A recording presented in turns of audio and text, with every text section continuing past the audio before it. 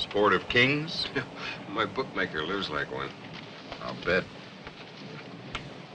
You admiring your polished prose? No, your picture.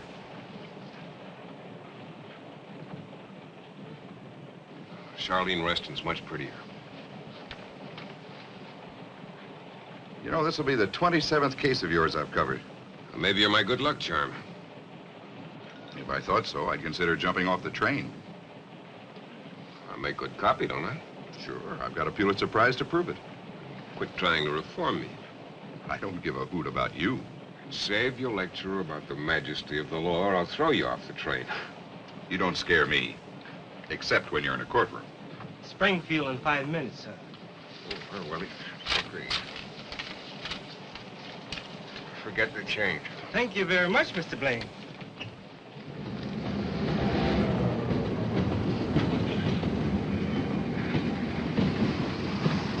Where is he? I can't see him. All right, all right. Take it easy now. Don't run. There he is. Hey! Oh, look at you. Golly, how big you are. Hello, Diane. Hello, Jim. Here, let me look at you. Grown, haven't they? So fast. How are the electric trains? Haven't got them anymore. They're mine now. How's your mother? She's fine. Why can't we go with you, Dad? Maybe you can join me. You can stay in Desert Valley. The boys are in school. Well, just for a week. Can't we, Ma? Sometimes we get sick and stay out that long. Your father will be very busy. We'd only be in the way. Yeah, Mommy's right. Now, you take care of everything, you hear? I gotta go.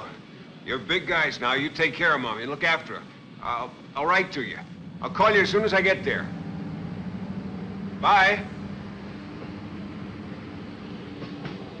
Bye.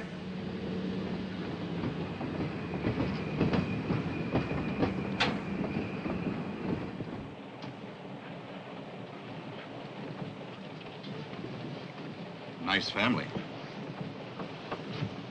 It wasn't for publication. I'm just making mental notes on a book I'll probably never write. Didn't even bring anything for the kids. Forgot.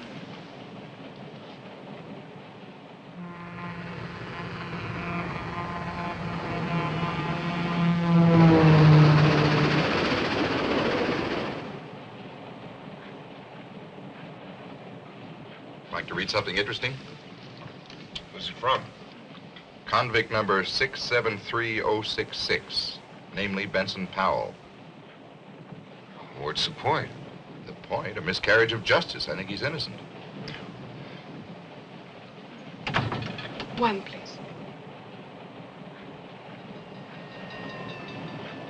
Read the letter, please. One case at a time. You're the only one who could get a new trial for Powell.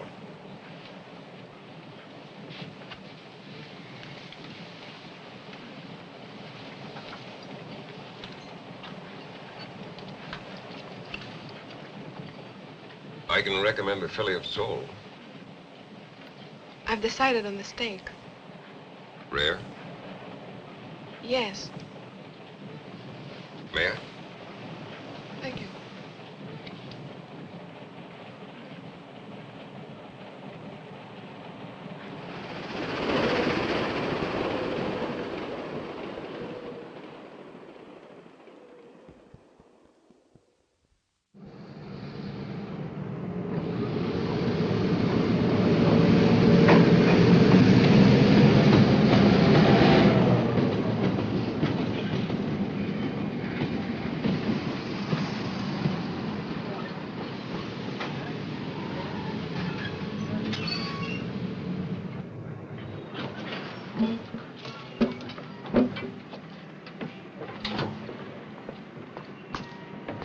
Friendly natives. Don't throw pennies. Hello, I'm Paul Vernon. Well, hello. Ralph Adams, New York Bulletin. How do you do? Hello. Pleasant trip? Unusually. Nice welcoming committee. All prospective jurors. Well, at least the weather's warm. I'll see you later at the hotel. All right. The car's over this way. Oh, fine. Thank you very much. You want to follow us with those two?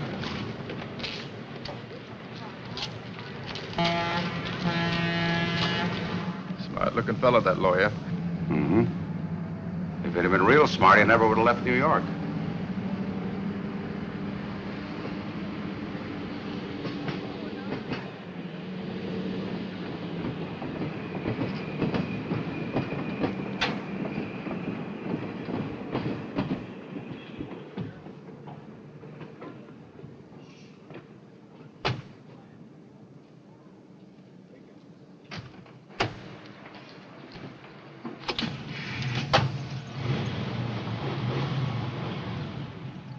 Want me to drive?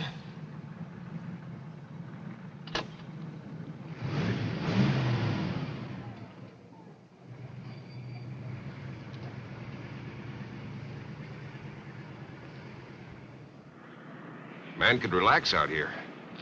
With what's confronting you, I hardly think so. Which reminds me, did I come cheaper than the Legal Eagle from San Francisco? I take it you're referring to Lester Rawlings. Mm-hmm. I heard the Restons had him down as their first choice. They did, but I persuaded them to retain you, despite your higher fee. Coming from a Baltimore corporation lawyer, that's a compliment. I'll pay you but one compliment, Mr. Blaine, if and when you win an acquittal.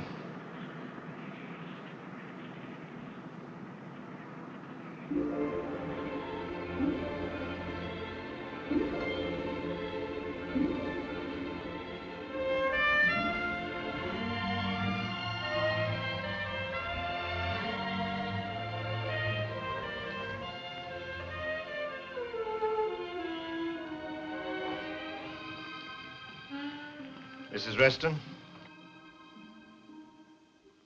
Mr. Blaine. How do you do? How's the water? Find out for yourself. Oh, Paul, dig out a pair of trunks for Mr. Blaine. Looks inviting.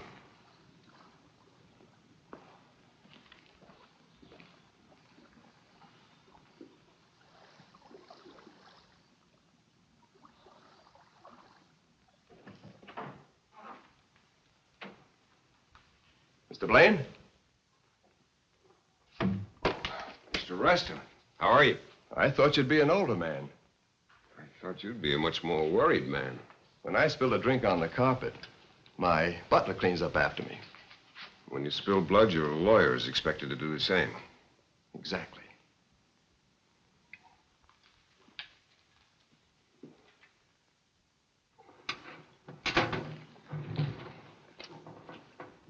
Did Larry Bell assault you? I'm defending you, not Mr. Vernon. Would you care to see the dress? Did he assault you? Sounds like gutter talk. That's a very acute observation. Did he? Yes, he did. For the first time? Now, look here. You be quiet until I come to you. Mind your manners, Mr. Blaine. Mr. Reston, I'm not impressed by you or your bank account. In fact, you irritate me. Now, look here. It's about time. That's more like it. That's the way I want to see you in court. Not as a cold fist, but as a man, outraged. Mrs. Reston, are you a faithful wife? In my fashion. Were you having an affair with Larry Bell? He was a bartender. Were you? No. Don't lie to me, or you'll have to get yourself another lawyer. I saw Larry Bell just twice before. Were you receptive to his advances? Yes. What happened the third time? I was bored with him. And you resisted him? I ignored him. To tease him? You sound like a prosecutor. Another acute observation. You're cleverer than I imagined. Did you want Bell to attack you? You mean subconsciously? No, consciously. That's absurd, isn't it? Is it? I don't know.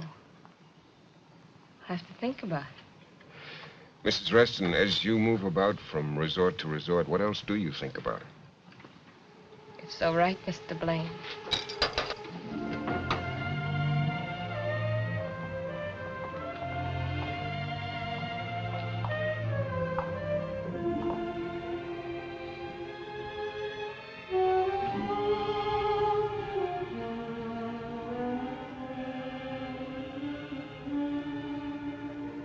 I'll be at the Bolton Hotel. We've arranged for you to stay here. Oh, Mr. Blaine doesn't approve of us. No sense adding to the prejudice of the jurors. I don't want them to think I belong to Desert Valley. A good point.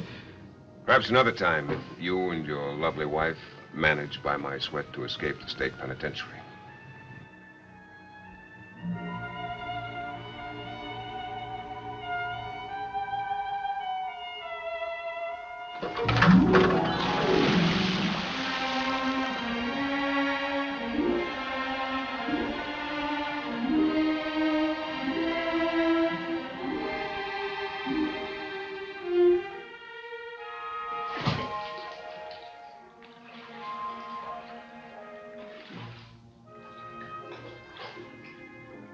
I'll be seeing you, Mr. Blaine. Mm-hmm.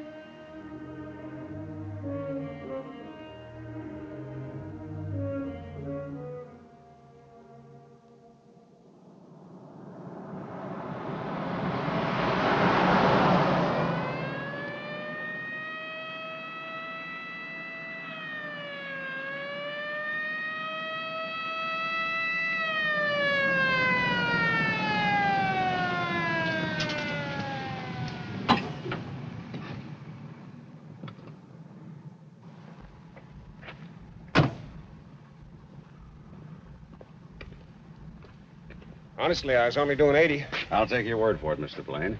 I'm Nick Hoke, sheriff of Bolton County. Hello. You want to follow me? Where to? Traffic court? I'd hate to see you in any of our courts.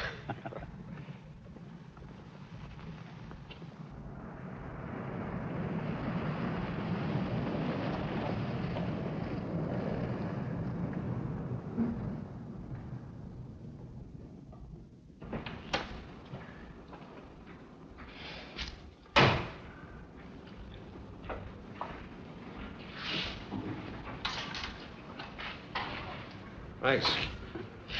Where are we going? God's country.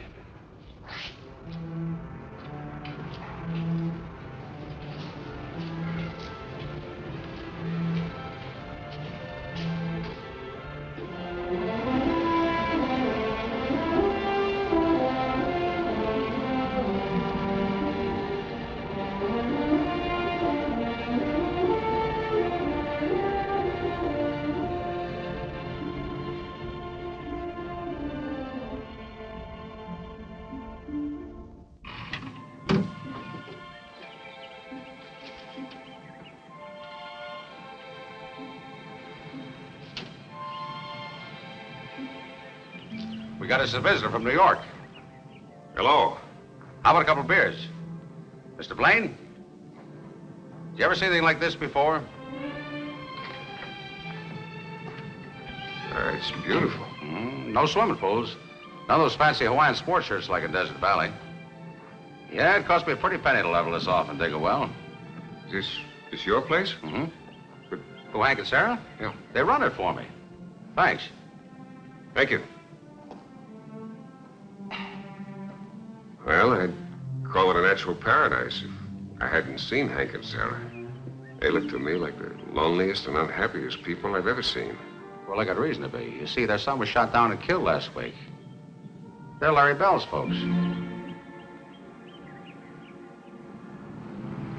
Larry Bell could run around Eurovia. Yep. He could have been one of the greatest halfbacks of all time.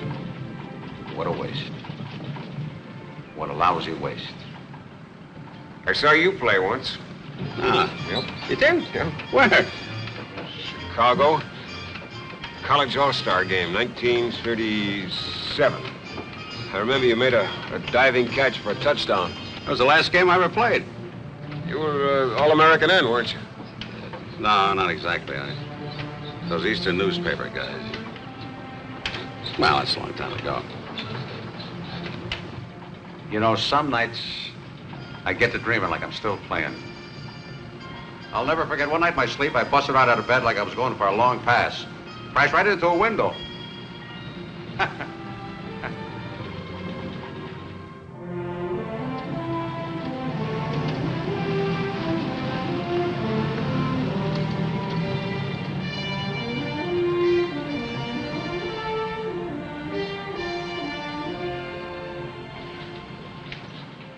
he raised out here? Staley? He raises any hand he figures to beat. Sounds like me. Yeah? Well, it's your convenience anytime.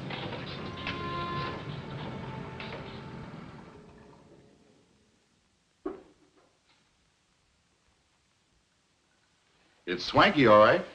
Mm-hmm. The governor stays here when he's in town. Never in Desert Valley? Not if he wants to stay governor. Does the governor take orders from you? He takes my advice. I gotta run now.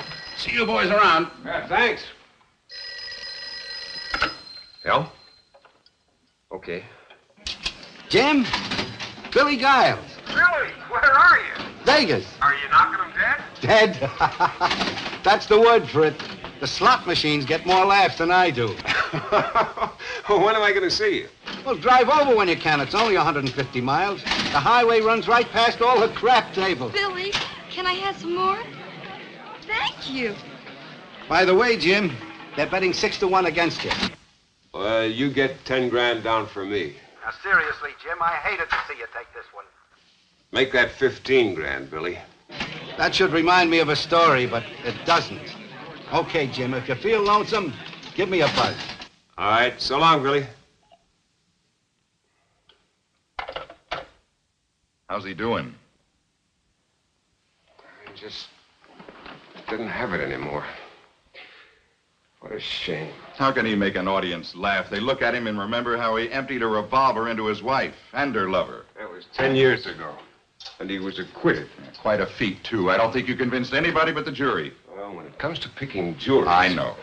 But this time you'll be forced to pick from Sheriff Hoke's private pork barrel. Don't print this, but Mr. Hoke is the answer to my prayers. Hoke? Don't tell me he's your gimmick in winning this case.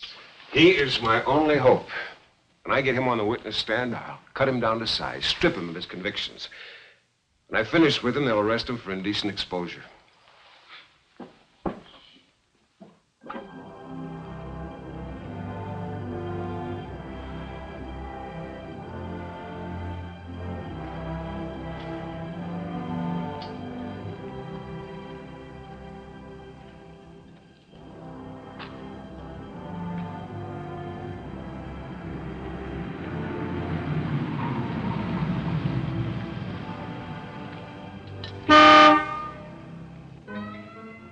Hello?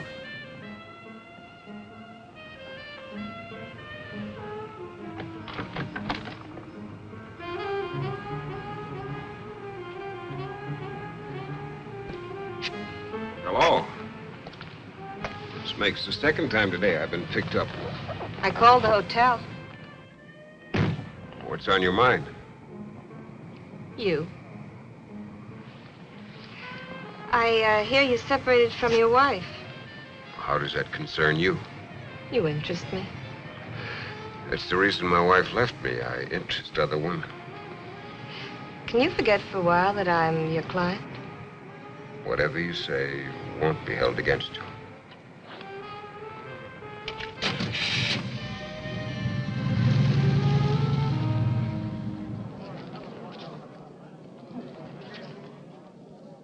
And where, Sheriff, did you see them together? At the Waterhole Tavern, where Larry was standing bar. Was Mr. Reston there also? If he was, I didn't see him. What did you see? Mrs. Reston, sitting at the bar alone, acting chummy with Larry. In your conversations with Larry Bell, did he ever mention Mrs. Reston by name? He always called her that rich babe from Baltimore. You recall his exact words concerning his relations with Mrs. Reston? Yes. He said, I'm making time with her. Thank you, Sheriff. I now turn you over to the New York lawyer. Your witness.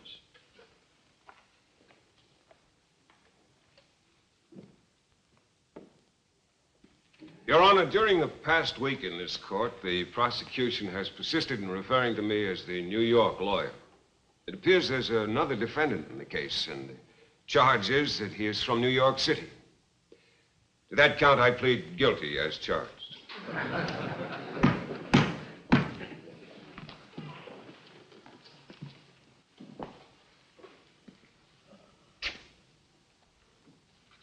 Now, Sheriff Hoke, based on your experiences, what does the expression making time mean? Well, it means that Larry Bell was having relations with Mrs. Reston. Had you always found Larry Bell to be truthful? Yes, I have. You were like father and son. We were very close.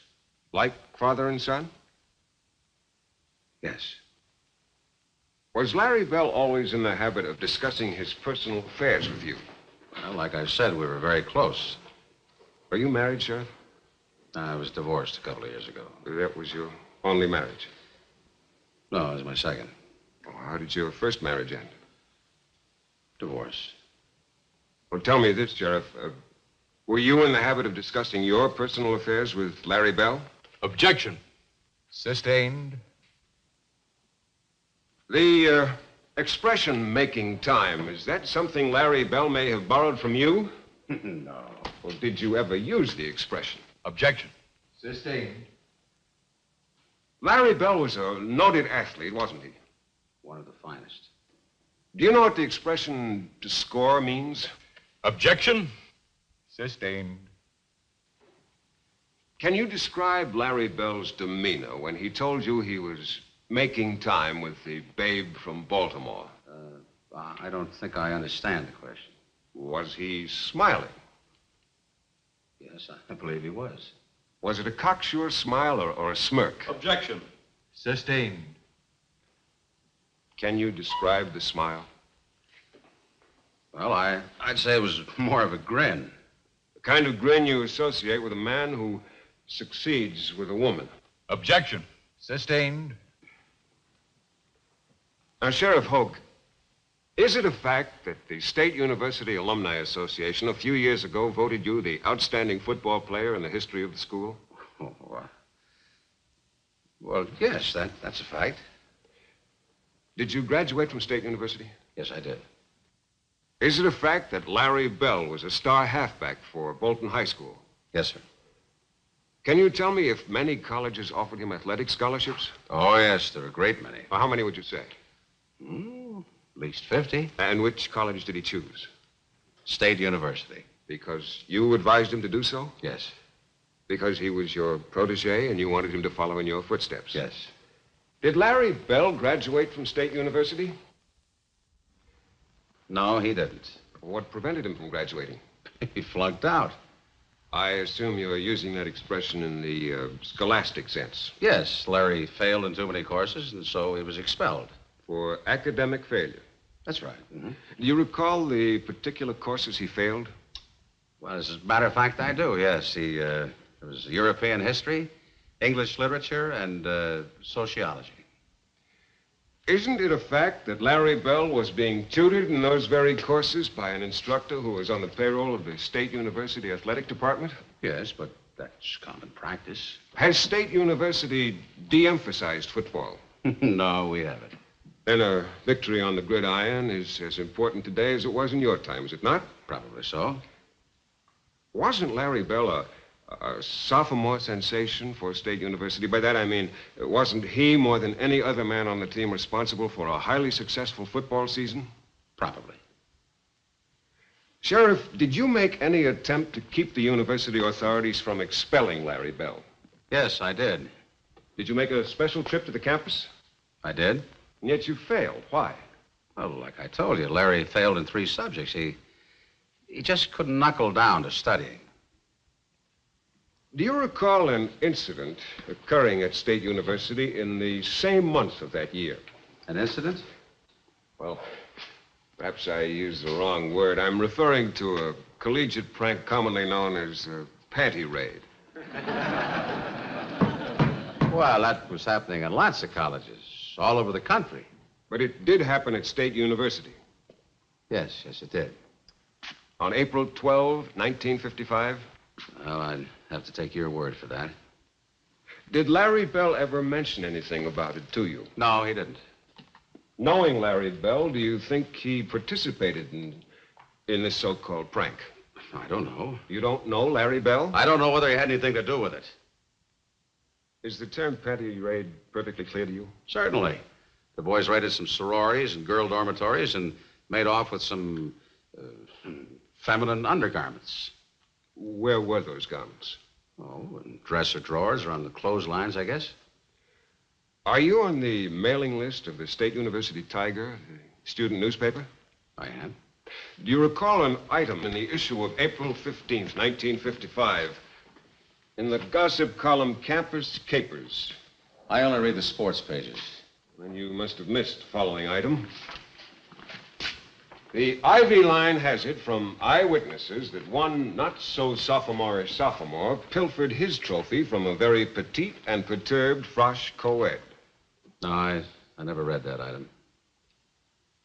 Do you recall the date Larry Bell was expelled from State University? April 1955. April 18? I believe so.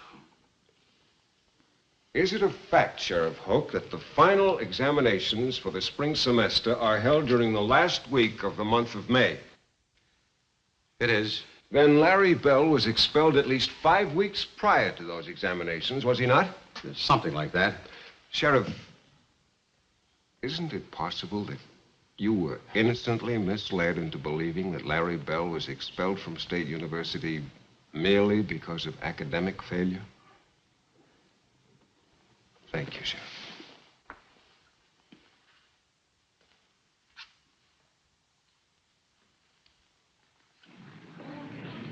You did it again.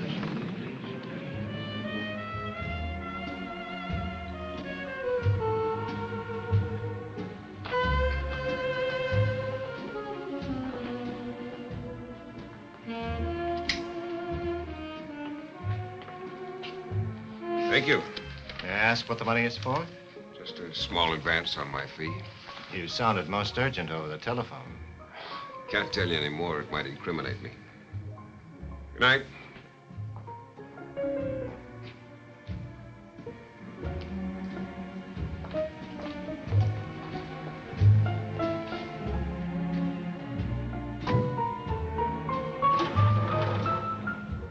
I'll pick you up at the courthouse at 11. Slight correction. I'll see you in court Monday morning.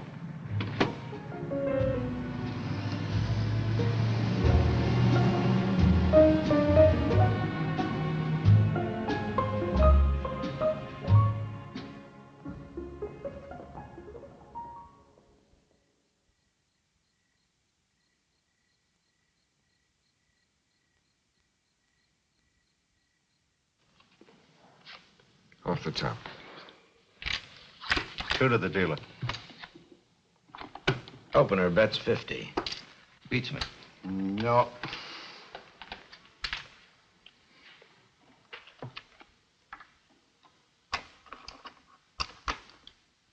$50 and $200.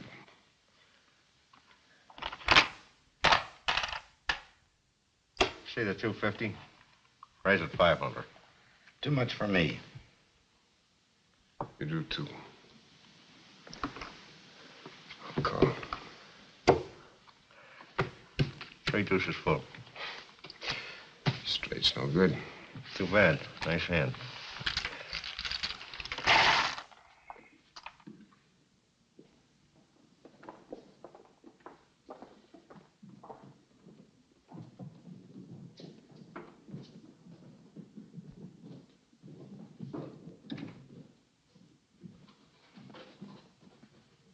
Ladies and gentlemen of the jury, have you arrived at a verdict? We have, Your Honor. How find you? Guilty or not guilty? Not guilty. Court is adjourned. Mr. Blaine, congratulations. Thank you. Jim, you did it again, boy.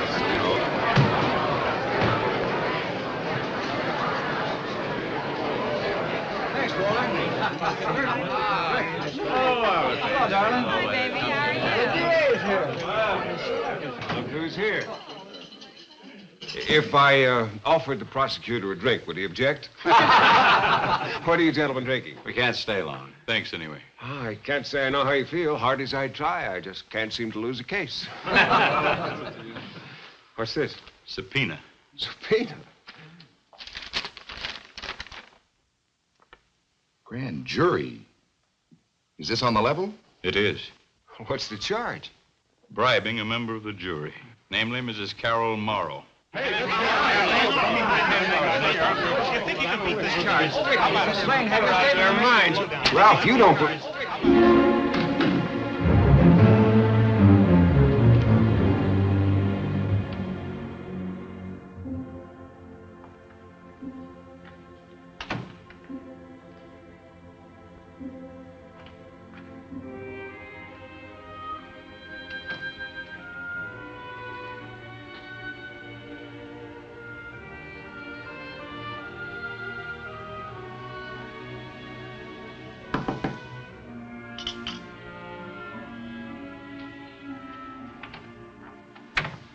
Hello, Billy. Diane, come in. Gee, but I'm sure glad to see you. Where's Jim? I don't know. I was in the bedroom calling down for some breakfast, then I came in here and Jim's gone. How about some coffee? Thank you. I came in from Vegas last night as soon as I heard about the grand jury indicting Jim. What's the story, Billy? Simple, hair-raising. Jim was taken for $5 grand in a poker game out in some desert shack. Then a dame turned up with the money. A dame on the jury, Carol Morrow. And she's saying that Jim gave her the money as a bribe. How are the boys? Is Timmy taller than me yet? They didn't feel so big yesterday.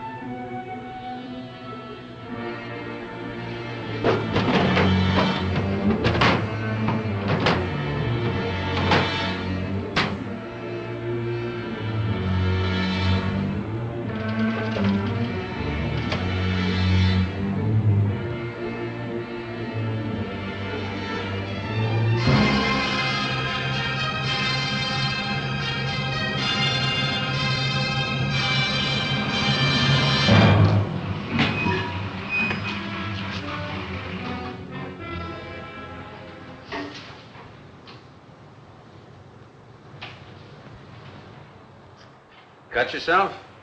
I admit it. Would you arrest me for attempted suicide? You could turn me in for stealing your Jeep. No, it's yours anytime you want it. You know where I've been, don't you?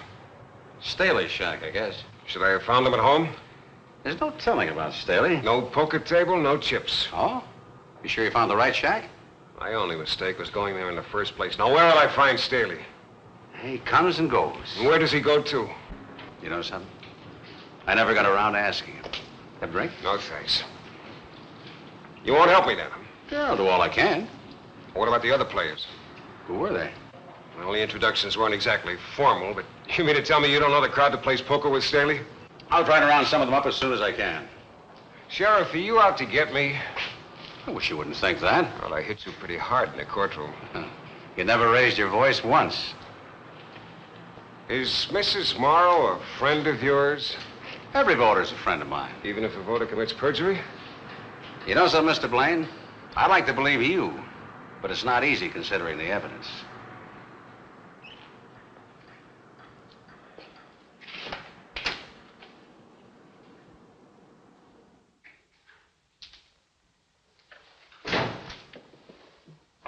Say, where have you been? Out in the desert looking for mirages. 2-car mirages? No Staley, no poker table, no chips, no nothing. A frame house, huh? It's not too funny. Holt's building a beautiful frame.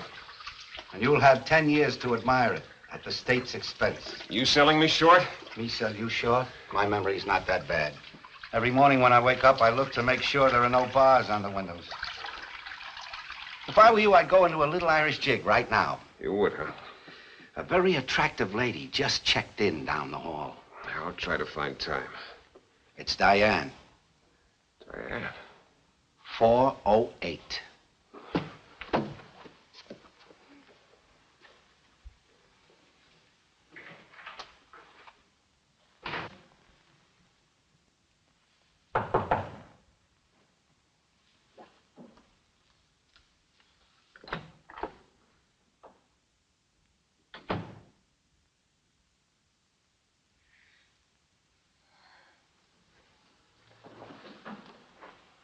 Why didn't you let me know? I was waiting for your call.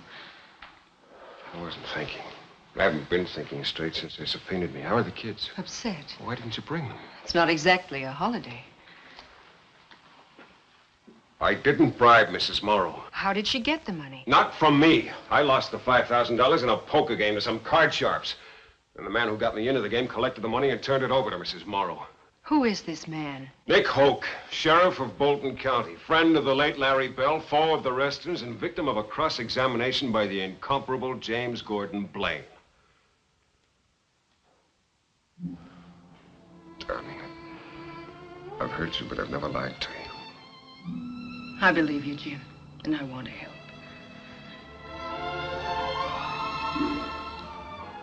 I'll move Billy out of my sight. No, Jim, no. I've never stopped loving you, needing you and the boys. That's why I'm here, for their sake. Not mine or yours. Objection sustained. Thanks for being here.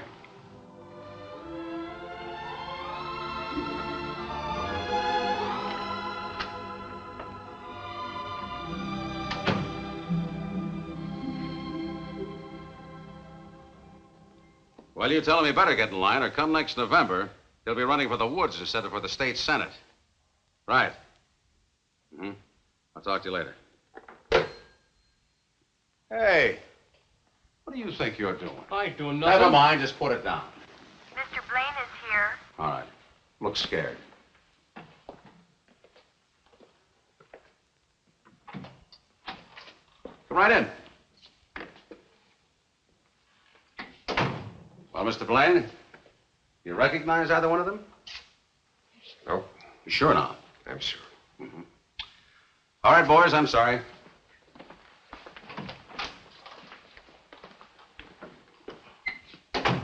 Welcome to Bolton, Mrs. Blaine. Thank you. You too, Mr. Giles. Nice town you got here. The last time I came through, it was so quiet you could hear the pinball machines. That's pretty funny. Say, I'll keep looking around. One of those poker players ought to turn up. Thanks.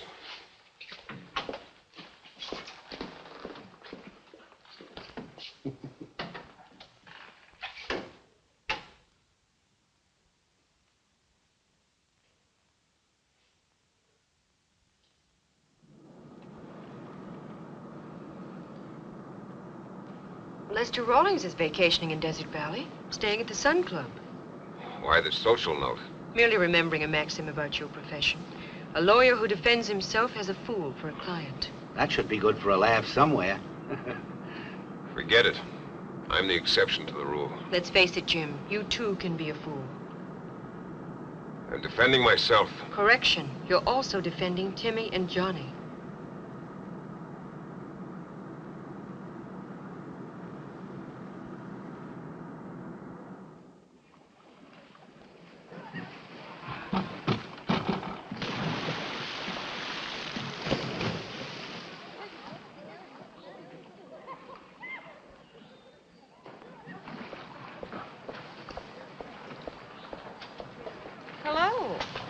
Hello. Mr. and Mrs. Reston, my wife, Diane, and Billy Giles. How do you do? How do you do? Hi. Join us for a drink? Well, thank you. No, we were just going inside. When did you arrive? This morning. Oh. You have a very remarkable husband. Yes, very remarkable. Well, what's your complaint? I just don't like the mess you made. The mess I made? I didn't ask you to bribe Mrs. Morrow. That was your own stupid idea. If I ever hear you say that again, sir, help me, I'll kill you. You mean you didn't give her the money? No, Mrs. Reston, I didn't. My only mistake was in defending you and your idiot husband. In parting, may I say you deserve each other?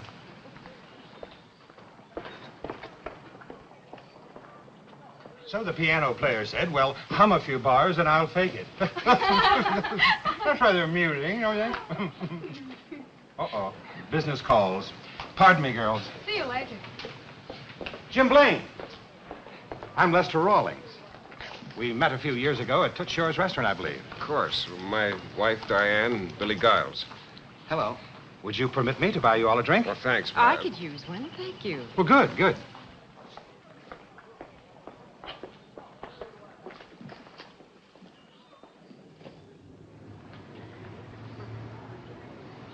Every time I get a chance to escape from the city, I come down here. It's a great place to relax. You hear that, Jim? You're supposed to relax. It's a local law. I hear I took the Reston case away from you. It was more of a hot potato than a case, wasn't it? I wish I'd have said that. What's your opinion? Opinion of what? The indictment against me. Am I to answer that as an acquaintance or as your lawyer? Why the business pitch? You want to deduct the drinks from your taxes? We're interested in a legal opinion, Mr. Rawlings. I'd prefer to hear Jim speak for himself. Is this your way of getting the Reston fee? Oh, no. I'm not asking for a cent. What's in it for you, then? Trying to prove you're a better lawyer than I am? Well, for your sake, I hope I am. Mr. Rawlings, can you give us an idea of what your defense tactics are going to be? Well, my first tactic is not to reveal my tactics. Considering the local prejudice against Jim Blaine, are you planning to move the trial to Capital City? The only thing I plan to move is the jury. Well, that covers everything, I believe. Now, one more question, please. Yes, Mr. Adams. Will the defense be a joint effort?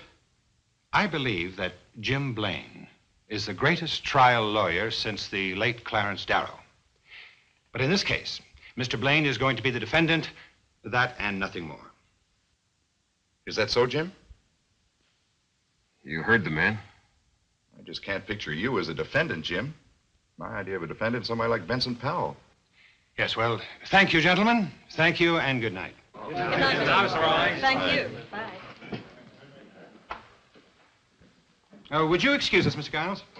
I would like to confer with my client. Oh, Billy can stay. Oh, it's okay. I got to see a man about a horse. I'll see you later. There's one point we haven't discussed as yet. The possibility of defeat. You say possibility or probability? Please, Jim. Forgive me for injecting this depressing and pessimistic note, but we must prepare for all eventualities. Shall I have my tailor fit me for sackcloth and ashes? Better let Billy Giles handle the humor department, Jim. You and I have some very sober decisions to reach. Such as? Well, for one, the advisability of making a deal. What the hell are you talking about? Should your case appear to be lost, I would like to be able to approach the prosecution. And plead guilty? I'm merely trying to cover all of the angles. The purpose being to keep you out of the state penitentiary. Mr. Rawlings, do you believe my husband bribed Mrs. Morrow? Well, let's not go into that. Please answer my question. Perhaps you'd better answer your wife. Set her straight. Well, you're the one that needs to be set straight. You're through before you begin. You better get out of here before I break your jaw.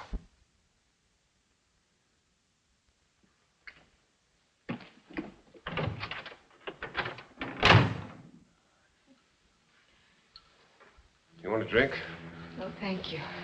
I'm going to bed. Look, was I out of line?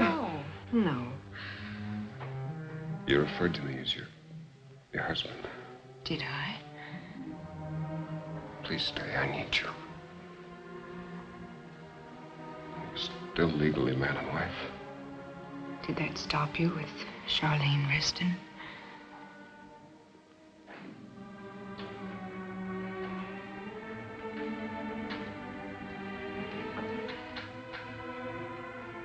Jim.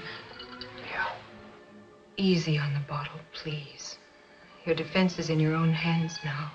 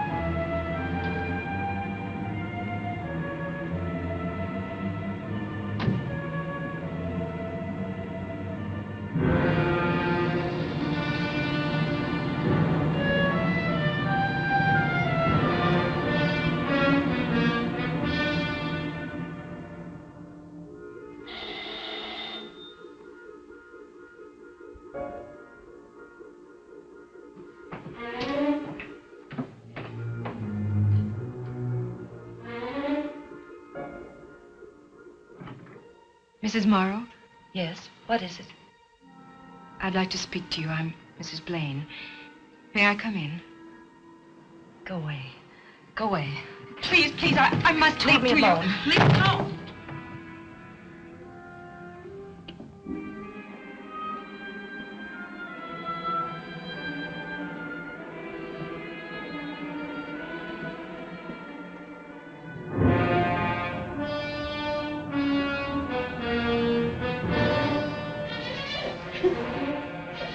Quit it.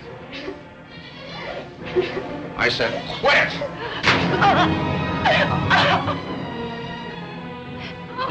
Oh, please, Nick, don't make me go through with it. There's no other way. I'm frightened. I'm frightened. I keep telling you. It's all worked out. What'll happen to me when he gets me on the stand? Oh, please, Nick. That's why we're in this, because of what Blaine did to me in the stand. Get this through your head. It's not that New York lawyer you have to be afraid of. It's me.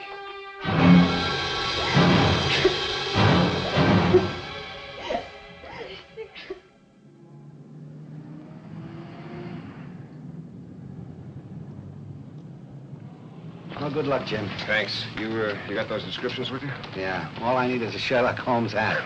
Don't worry, Jim. If any of those card sharks are in Vegas, I'll fish them out. All right. So long. Take care of yourself. Bye, Billy. I'll be seeing you. Well, the coach comes across the locker room, takes one look at my shoes, and flings them against the wall. These ain't Hoke's shoes, he said. How do you expect him to get past the secondary? Well, what do you suppose happened? I get,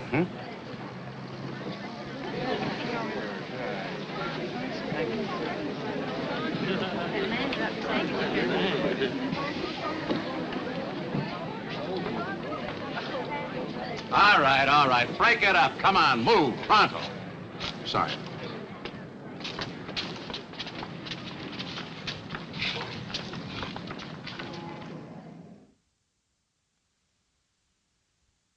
And this $5,000, introduced into evidence, is what Mr. Blaine gave you. Yes. Thank you, Mrs. Morrow. You may cross-examine.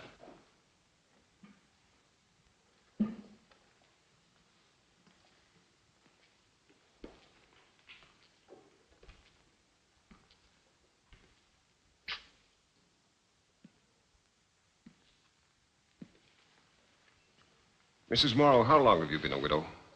6 years. Now, you said that on the night in question, I forced you to stop your car on a dark highway. You said that I got into your car and gave you $5,000 to make certain you would vote to acquit my clients. Is that your testimony? Yes, it is. Now, inasmuch as I seem to be a victim of amnesia, would it be possible for you to tell me in detail what was said and by whom, as well as you can recall? I'll try. Thank you. Now, who spoke first? You did. You said, good evening, Mrs. Morrow. I hope I didn't alarm you. And then what was said? Well, I said nothing. You got in the car, sat down, and offered me a cigarette. Do you recall the brand? No, I don't. Well, then who spoke? Well, you did. You said, You're a widow, aren't you? And I said, yes, I am. And then you said, your husband was a war hero, I understand. And what did you say? I didn't say anything. I choked up. And what did I say? You said nothing. You took out an envelope and handed it to me. Then you said, put this in your purse. And did you put it in your purse? No, I didn't. I said, what is it? And how did I answer you? Some insurance I'm buying, that's what you said. And what did you say to that sales pitch? I don't know. I said something silly like, I don't sell insurance.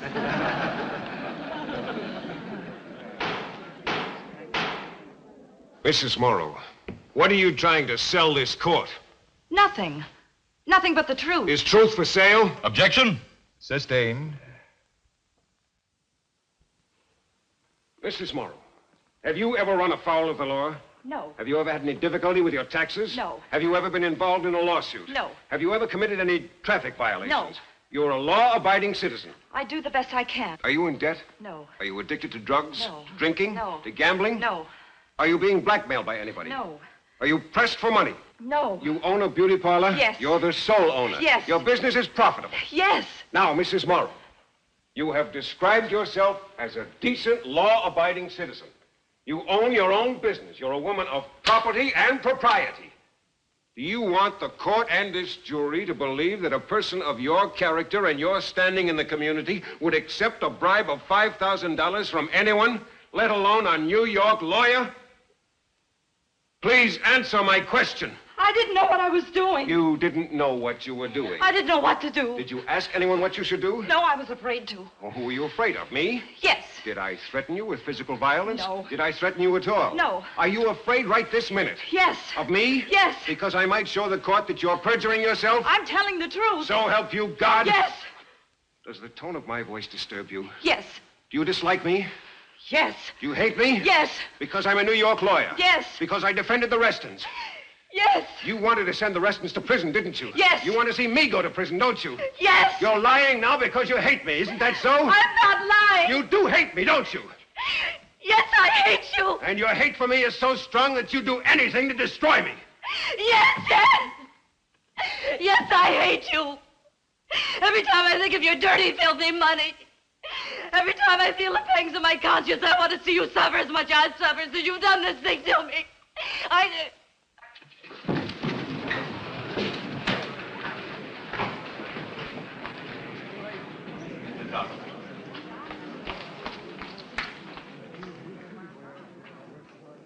Fool. Poor fool.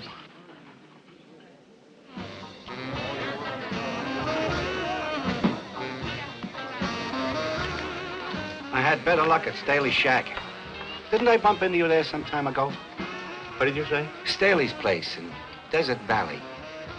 Never worked there. Never even heard of the place. Hit me. Must have been two other guys. That's a good name for this game. Blackjack. Better luck next time.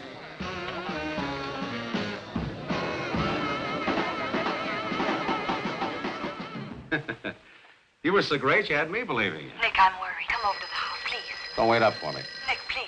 My other phone's ringing. We can't afford to take any chances now. Good night, baby. Hello? Nick, Cal Morris. Where are you calling from? Vegas. Listen, Billy Giles just spotted me. I told you to lay low. But, Nick, I had to work. I was short. You lame brain. What did you tell him? I played dumb. Honest, I did, Nick. But he's on his way to Bolton with a picture of me. A picture? Did you autograph it for him? Giles got it from the manager. Listen, it's a picture of the casino, and I'm in it. But good. Get out of Vegas, Cal. Get lost somewhere, and don't let me find you.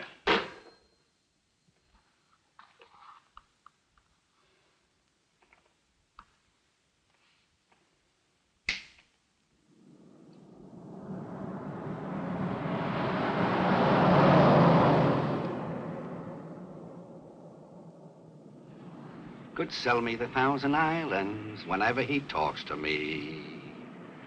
That man could sell me Niagara Falls, could sell me the National Forest. Remarkable, isn't he?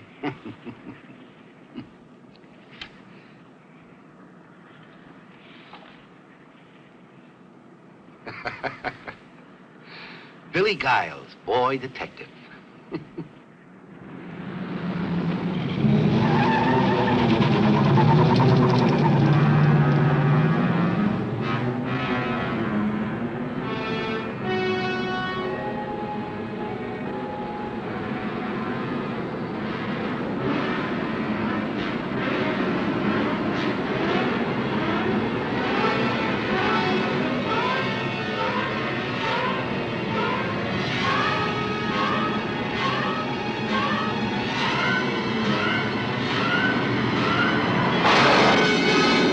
Crazy?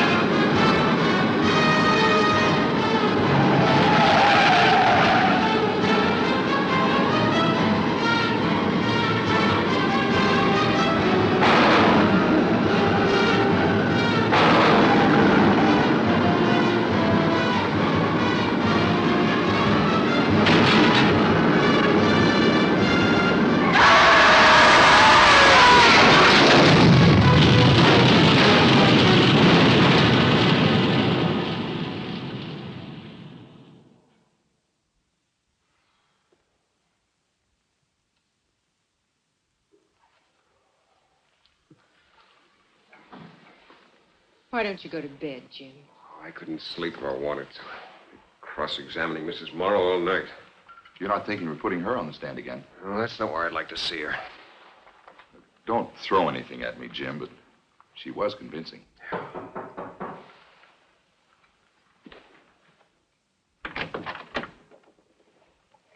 May I come in? Sure. What glad tidings do you bring? It's bad news. What happened? Mrs. Morrow confessed she was lying on the stand? It's about Billy Giles. He's dead. Dead? Oh, no. How'd it happen? Highway accident, about 10 miles out of Desert Valley.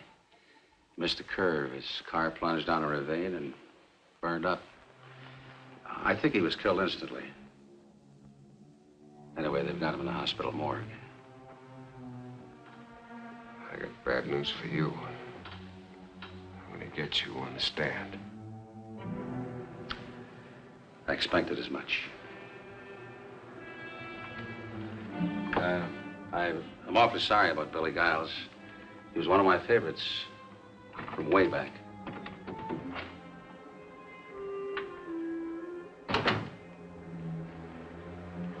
Would you like to go to the hospital with me, Jim? No, thanks. I'll go over later.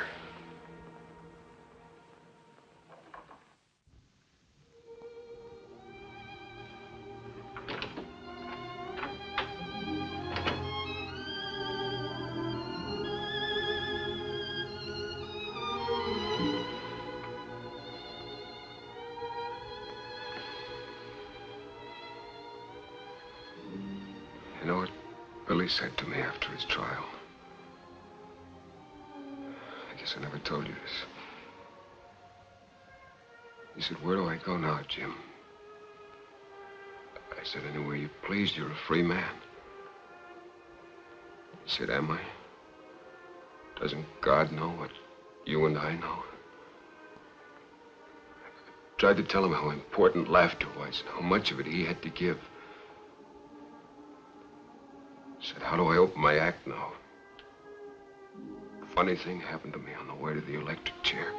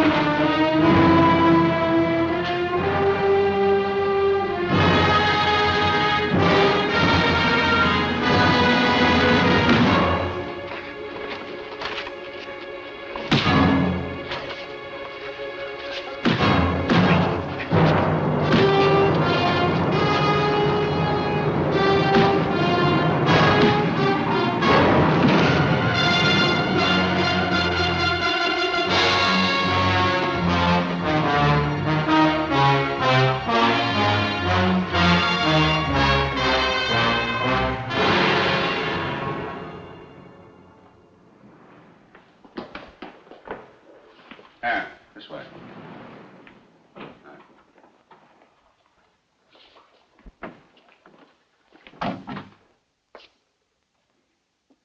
Well, how you feeling today? All right. Good. Recognize them? No. Come here. Stick out your hands. They look like they've been in a brawl. Not with me, they haven't. You sure now? I'm sure. All right. Get out of town, pronto. I kind of figured I had him. Maybe if you could give me a better description of them. Come to think of it, they both look like you. You can save that phony laugh for the witness stand. When I get through with you, you'll wish I'd gone to work on you with a baseball bat. Exactly my sentiments.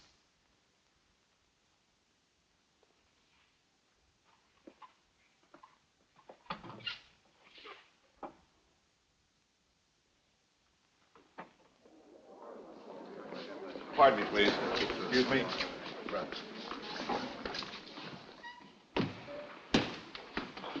Raise your right hand. You swear the testimony you're about to give this court is the truth, the whole truth, and nothing but the truth, so help you God? I do. State your name. Nick Hoke. Be seated.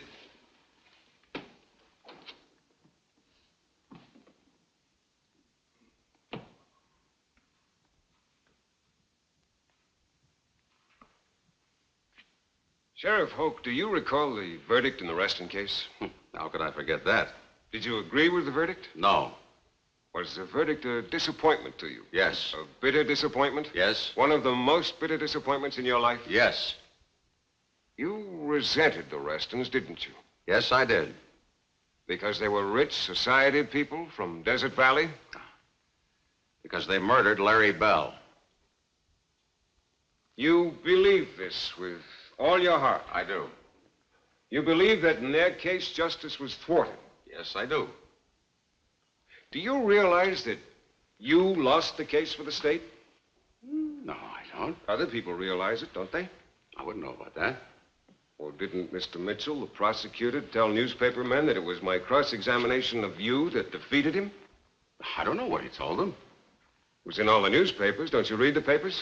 I don't believe everything I read. What do you believe? That you're a sharp lawyer.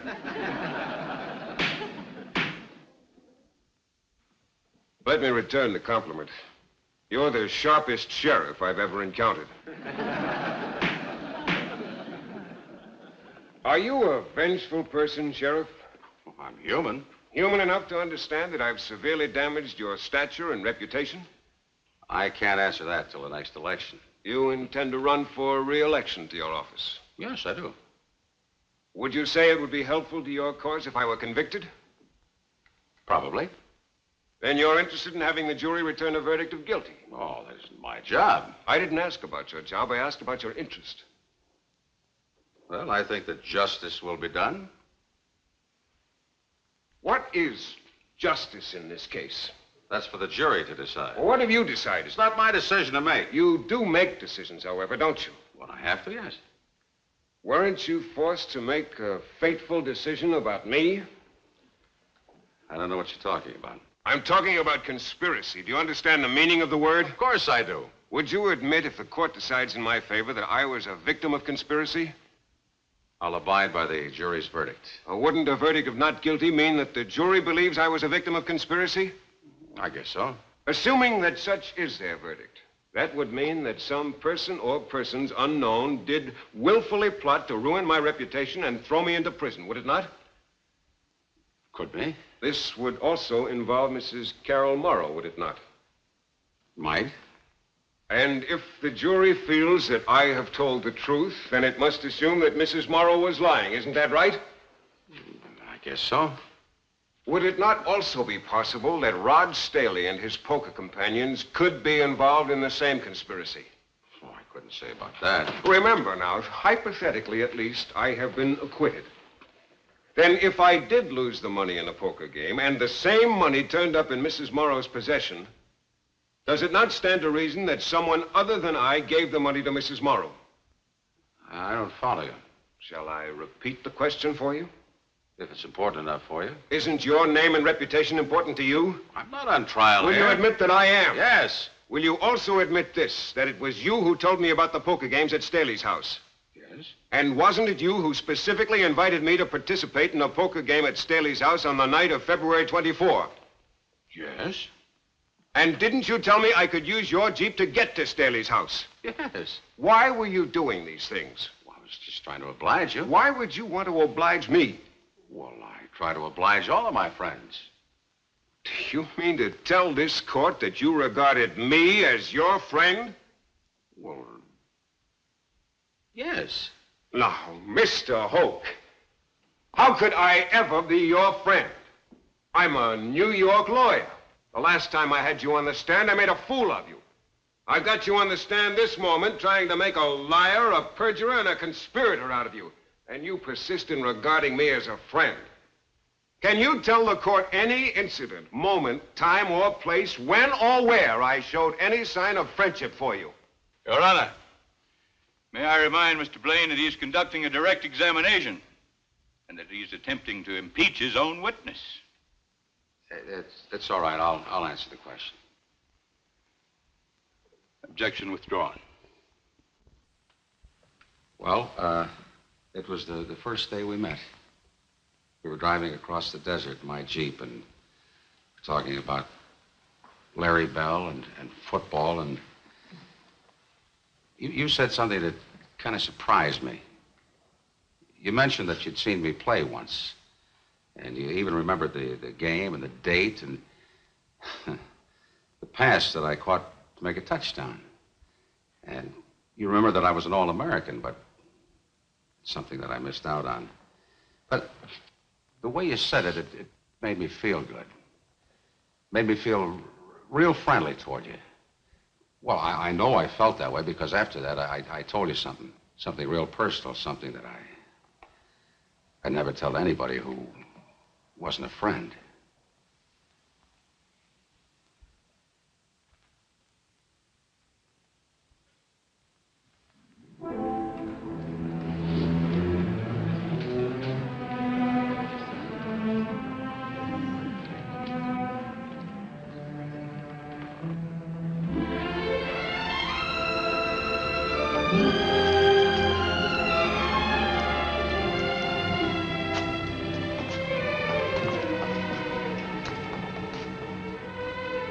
Jim, can't you get a postponement of the trial? Why, it's about over. Wouldn't it be a good idea to bring in another lawyer for the summation? Mighty Blaine has struck out, hasn't he? It's time for decisions, not self-pity. There'll be a new defense attorney in court tomorrow. Who will he be? The man you deserved and never got.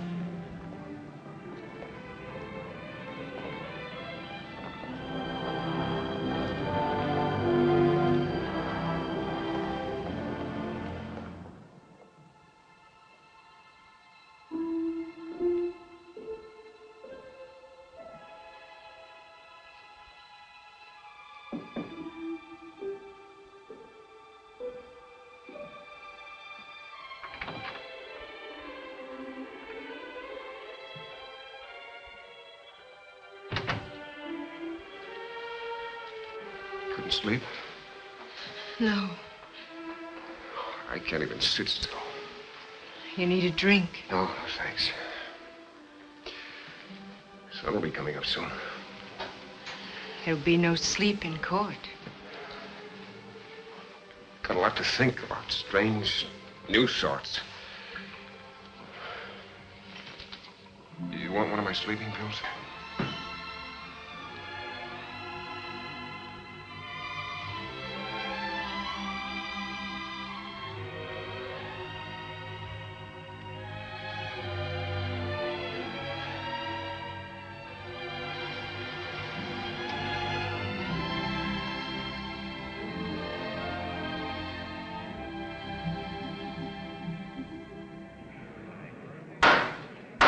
Everybody rise. Superior Court of the County of Bolton is now in session. The Honorable David L. Johnson, judge presiding. Be seated.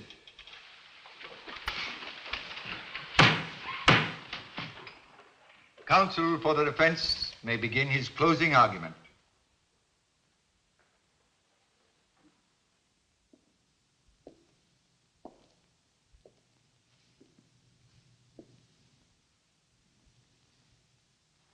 Gentlemen of the jury, you have heard the prosecution refer to me as the criminal lawyer. My only complaint is he seemed to stress the word criminal rather than the word lawyer. Let me tell you how I became a criminal lawyer. First of all, my ambition was to be a corporation lawyer. To have an office in Wall Street, a home in an exclusive suburb, and all the wealth and prestige that I could win. After passing my bar examinations, I knocked on the door of every reputable law firm in New York. But no luck. Why? Because I was a night school lawyer. I stood no chance against the men from the Ivy League law schools. To eat, I became a process server. I drove a taxi. I delivered Christmas mail. Until one day, someone remembered I was a lawyer. That someone was a ward leader. It seems a boy was being tried for burglary, a hopeless case. And I was paid $25 to go through the motions. Well, the boy was acquitted. And after a few more cases like that, the underworld discovered me. And soon I was the mouthpiece for racketeers, murderers, dope peddlers, and panderers. My fame increased. My cases were used. Now I was a big criminal lawyer. My fees were exorbitant. Now my clients came from big money and high society. I asked only 3 questions. Could the client pay my fee? Would the case be front page news? And could I win the case? And I won my cases. Until the word went around, if you're guilty, get James Gordon Blaine. That was my reputation. I must confess I enjoyed it. I enjoyed every moment in the courtroom. It was a stage for me, and I never failed to be the principal actor in the drama. I enjoyed the celebration and the notoriety. I enjoyed gambling with life and death.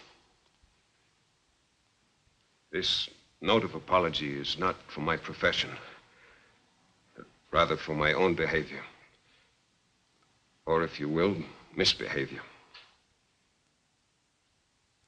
Bear this in mind, please. None of us is immune to accusations and indictments. They strike the innocent and guilty alike. And when it happens to you, you demand an experienced and successful lawyer. I could spend hours telling you of innocent men imprisoned and executed because of clumsy and uninspired defenses. A good example of this is the case now before you. During this trial, I have proved the old saying that the lawyer who defends himself has a fool for a client. I've bungled it badly. I've failed to establish my innocence. And I'm sure that at this moment, the verdict of each of you gentlemen is guilty as charged. Take, for example, my cross-examination of Mrs. Carol Morrow. With Mrs. Morrow, I lost my sense of detachment, and I lost my head. I hurled questions wildly, hostilely, for I knew that truth was on my side. Well, you know what happened. When I sprung the trap for Mrs. Morrow, it wasn't she who fell into it. It was I. And as she lay there in a dead faint, I stood here not like a great criminal lawyer, but rather like the village idiot. Or take my direct examination of Sheriff Hoke. This time I vowed I wouldn't be trapped by a big lie, and I wasn't. Instead, I was destroyed by the truth. Yes, the truth. A truth crowded out of a mind possessed with just one thought, that I was being framed by Nick Hoke. And yet, these errors seem minor and unimportant when I think of the one glaring and shameful error of my entire career. My blindness to the sanctity of the court. Collier's magazine, in referring to the Reston trial, called it the case of the tattered dress. I think this case now before you might be called the second case of the tattered dress. The tattered dress of justice. I readily confessed to my part in that assault. But I contend that justice has been attacked on a far greater scale. By mob passion, by provincialism, by prejudice, and by conspiracy. In our courts, we aspire to justice. Because we are men and not gods, we don't always achieve it. But remember this, there is no other system for the governing of men. No other except violence. Beyond the walls of this court lies the city. And within the city, as in all cities, there are alleys. In the jungle dark of one of those alleys a few nights ago, I was attacked. Think of the alley, please, and think hard. Think of what happened there in the darkness. It was a trial. I, the accused, was confronted by two men masked in darkness, cloaked in the stolen majesty of this court, and smeared with the blood of outraged justice. These nameless men arrested me. They accused me, they indicted me, they judged me, they sentenced me, and they were executing me. An execution halted only by the sound of running feet. The sound of men from the 20th century running from the quiet, lamplit street just outside that alley of darkness. Because of them, I escaped with my life. But keep this in mind. I was not alone. In every act of violence, justice is also a victim. Gentlemen of the jury, for the sake of justice, make your choice well. Shall it be the court, or shall it be the alley?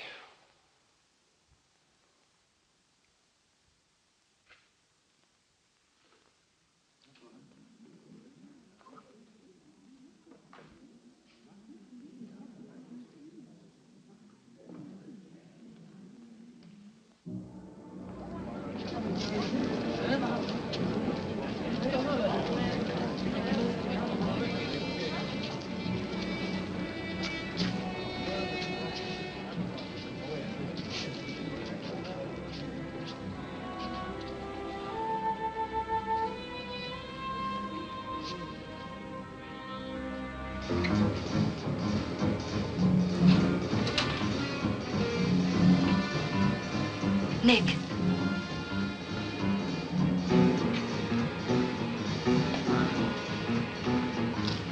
This is pretty stupid, isn't it? Nick, I'm worried. I'm worried sick. You look it. Why is the jury out so long? It's one way to get a free meal. Nick, come over to the house, please. Look, baby, from here on out, you'll be lucky if I tip my hat to you on the street. Nick, you're joking. You're joking. Some joke. Like I caught a long pass. Nobody between me and the goal line, and I tripped and fell on my face. Nick, we'll go away someplace. Any place you say. The only one that leaves this town is that New York lawyer. Either in handcuffs or in a pine box. But Nick...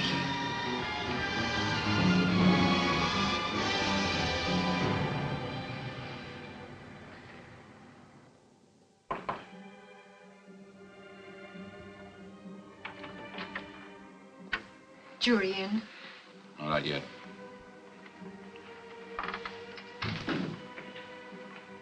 Hi. You know what the boys think about your performance? It was no performance. I have to level with you. I'm not sold it was all for real. It's not just me. You haven't sold the other newspaper men or the public. You're even saying that the way you tripped yourself up with Mrs. Morrow and Hoke, well, it was all part of the act. Act? If it was an act, may God strike me dead. Sorry, Jim, that's the way it is.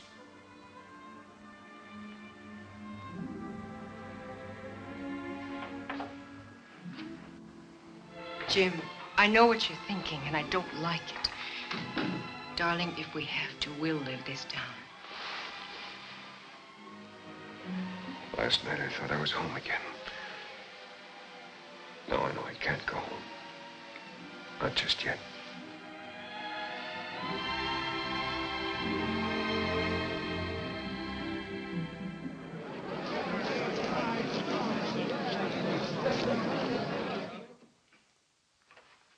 Be seated.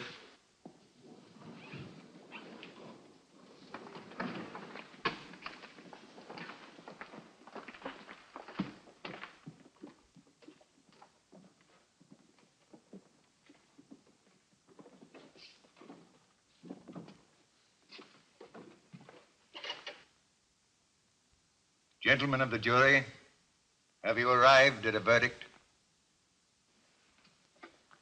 We have, Your Honor. I'll find you. Guilty or not guilty? Not guilty.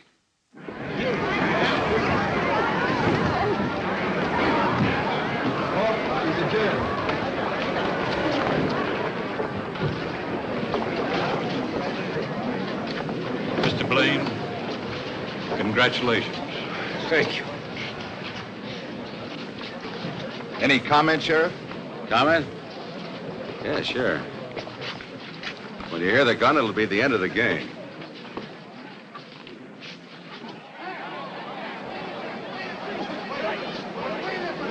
There she is. Move over. How do you feel about the frame, Mrs. Morrow? Oh, come on, give us a break. Leave me alone!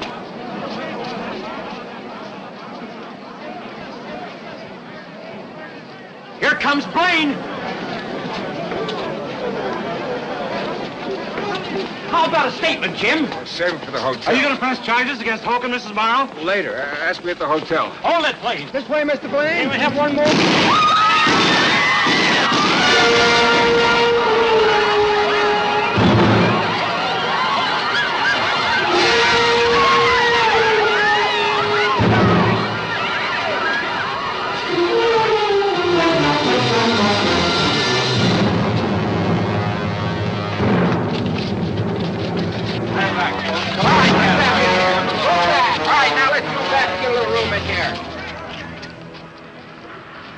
Jim, how do I begin to apologize?